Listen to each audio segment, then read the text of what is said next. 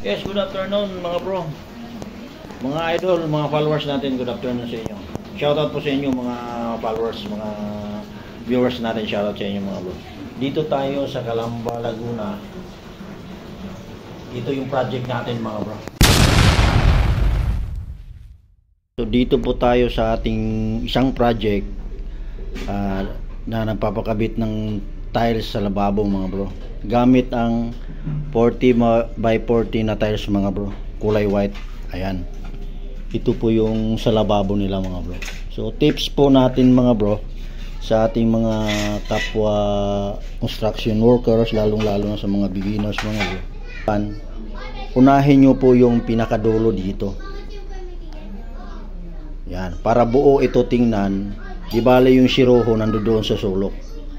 Alright mga bro, hindi po ito kagaya ng 60 by 60, isang lagayan lang, pantay na po siya dito. Alright mga bro, kagaya nito 30 by 30, 40 by 40. Once na mag tiles kayo sa lababo mga bro, kailangan unahin niyo yung edge dito. Yan, ito yung pinaka number 1 yung unahin.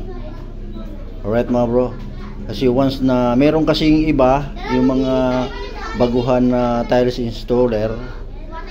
Alright mga bro, ang inuuna po nila yung sa sulok, yung dito, yung siroho nandito. So pangit siya tingnan mga bro. Mas maganda unahin nyo itong edge na to. Yan, batakan nyo po yung tansi yan. Maganda tingnan po yan mga bro, kagaya yan. Alright, so yan.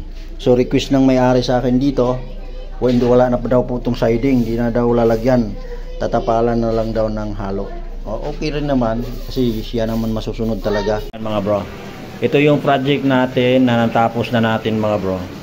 Kung nakikita nyo yan, so laboratory tiles installation yan mga bro. Alright, Mariwasa tiles 40 by 40 yung pinagamit sa atin dito mga bro. So totally labor lang po ako rito mga bro. Hindi po ako yung nagbumibili ng materyales, labor cost lang sa akin dito. Alright, kung makikita nyo mga bro, napakaganda. Right, yung sink nila, ayan, napakalalim. Yan, so stainless po talaga, 304. Kita nyo naman mga bro kung gaano kaganda talaga. Alright mga bro, ayan, napakaganda mga bro. Ito yung project natin. So lilipat na naman tayo sa ibang project natin mga bro. Alright, let's go.